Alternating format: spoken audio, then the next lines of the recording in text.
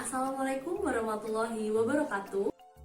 Perkenalkan, nama saya Devina Aidiano Valinda, peserta Latsar CPNS golongan 2, angkatan 52 tahun 2022, Kabupaten Banyumas dari kelompok 4. Pada kesempatan kali ini, saya akan memaparkan hasil aktualisasi saya yang berjudul Optimalisasi Pencegahan Stunting dengan Strategi Ciceting atau Aksi Cegah Stunting di wilayah kerja Puskesmas Purwokerto Selatan, Kabupaten Banyumas.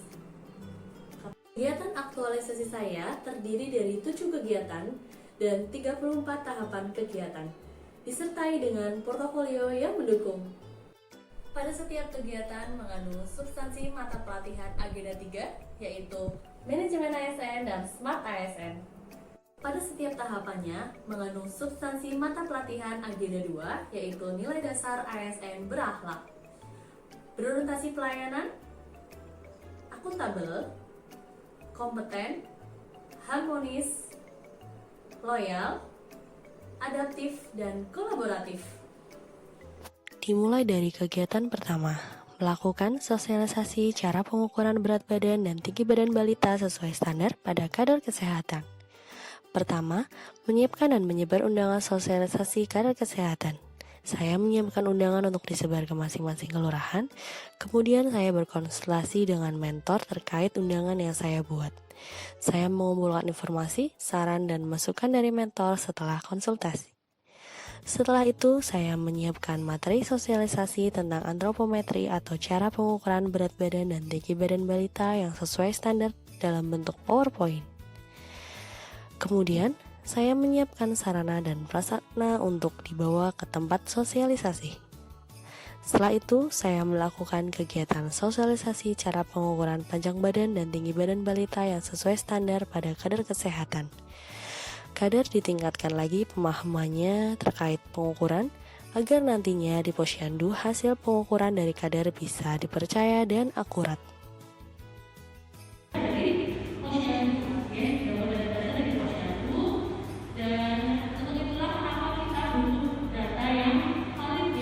Kegiatan kedua, membuat form asuhan gizi.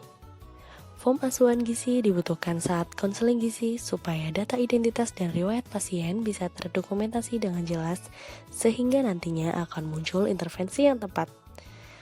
Tahap pertama, membuat draft dan konsep yang akan digunakan untuk membuat form asuhan gizi. Tahap kedua, saya berkonsultasi dengan mentor terkait draft atau konsep yang telah dibuat dan ada beberapa koreksi dari mentor terkait draft tersebut. Tahap ketiga, kemudian saya membuat form asuhan gizi sesuai dengan arahan mentor. Tahap keempat, setelah dibuat saya mencetak dan memperbanyak form asuhan gizi. Kemudian tahap kelima, saya meletakkan form asuhan gizi di tempat khusus yang mudah dijangkau. Kegiatan ketiga, membuat leaflet stunting. Tahap pertama, membuat draft atau konsep yang akan digunakan untuk membuat leaflet. Tahap kedua, saya berkonsultasi dengan mentor terkait draft atau konsep yang telah dibuat dan ada beberapa koreksi dari mentor terkait draft tersebut. Tahap ketiga, saya membuat leaflet stunting sesuai dengan arahan mentor. Tahap keempat, setelah dibuat, saya mencetak dan memperbanyak leaflet stunting. Terakhir, saya meletakkan leaflet stunting di tempat khusus yang mudah dijangkau. Kegiatan keempat, melakukan penyuluhan stunting kepada ibu balita di Posyandu. Penyuluhan stunting dilakukan di Posyandu Bengle, Kelurahan Karangpucung, Kecamatan Purwokerto Selatan. Tahap pertama, membuat materi penyuluhan tentang stunting. Tahap kedua, berkonsultasi dengan mentor terkait materi yang telah dibuat. Tahap ketiga, melakukan koordinasi dengan kader terkait pelaksanaan penyuluhan di Posyandu. Tahap keempat, menyiapkan media edukasi yang digunakan dalam penyuluhan. Tahap kelima, melaksanakan kegiatan penyuluhan tentang stunting kepada ibu balita di Posyandu. Kegiatan 5, melaksanakan konseling gizi bagi calon pengantin dan ibu hamil. Tahap pertama, menyiapkan form asuhan gizi, buku register kunjungan konseling gizi, dan buku tanda terima leaflet. Kedua, melakukan koordinasi dengan petugas pelayanan supaya calon pengantin dan ibu hamil diberi rujukan internal. Ketiga, melaksanakan kegiatan konseling gizi bagi ibu hamil dan calon pengantin. Keempat, memberikan leaflet kepada pasien untuk bisa dibaca lagi di rumah. Kegiatan 6, menayangkan video edukasi stunting di ruang tunggu Puskesmas Purwokerto Selatan. Tahap pertama, mencari referensi video edukasi tentang stunting.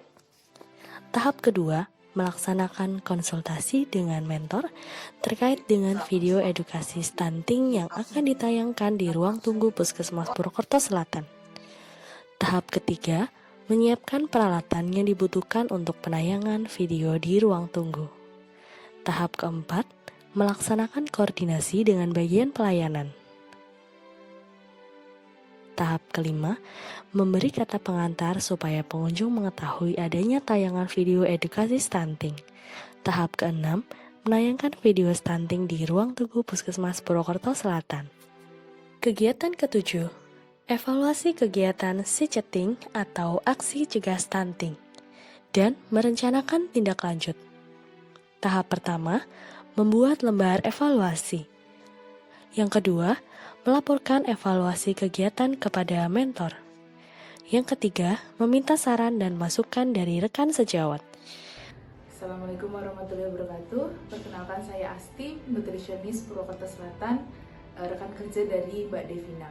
Dari berbagai kegiatan latsar Mbak Devina yang telah lakukan di Puskesmas Purwokerto Selatan sangat berdampak pada seluruh sasaran yang dilaksanakan oleh Mbak Devina, seperti Ibu Kader, di mana Ibu Kader di Puskesmas Purwokerto Selatan ini lebih bisa meningkatkan pengetahuannya terkait dengan cara pengukuran dan penimbangan pada balita, sehingga berdasarkan dari laporan pada bulan ini lebih akurat data balita yang didapatkan dan lebih lengkap. Kemudian sasaran terkait dengan ibu hamil dan ibu balita didapatkan bahwa lebih banyak ibu hamil dan balita yang mengetahui tentang stunting pada balita. Kemudian terkait aware mereka terhadap stunting sehingga lebih meningkatkan pengetahuan untuk mencegah stunting pada anak beliau. Kemudian untuk masyarakat umum pun lebih meningkatkan pengetahuan terkait dengan stunting pada balita dengan adanya penampilan video di ruang tunggu di Puskesmas Purwokerto Selatan. Kesan pesan saya, latsar yang telah dilaksanakan Mbak Devina ini sangat meningkatkan kualitas program gizi dan memudahkan dalam pelaporan dan sebagainya.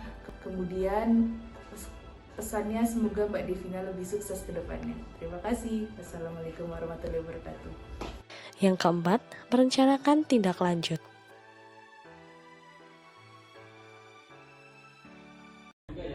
Terima kasih. Assalamualaikum warahmatullahi wabarakatuh. Saya Dr. Yuvana selaku Kepala Puskesmas Purwokerto Selatan yang menjadi mentor Mbak Devina Akademi Media Gizi menyampaikan terima kasih atas kegiatan aktualisasi yang telah dilaksanakan dengan baik di Puskesmas Purwokerto Selatan dan menerapkan nilai dasar ASN berakhlak dalam kegiatan aktualisasi tersebut.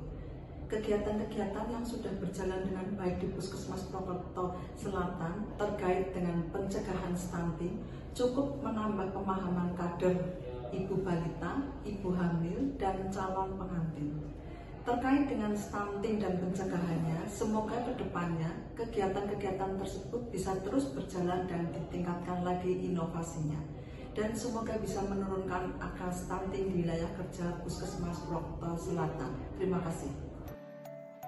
Demikian pemaparan laporan aktualisasi saya. Kesehatan itu dari kita, oleh kita, dan untuk kita. Mari selamatkan anak bangsa dari stunting, karena cegah stunting itu penting.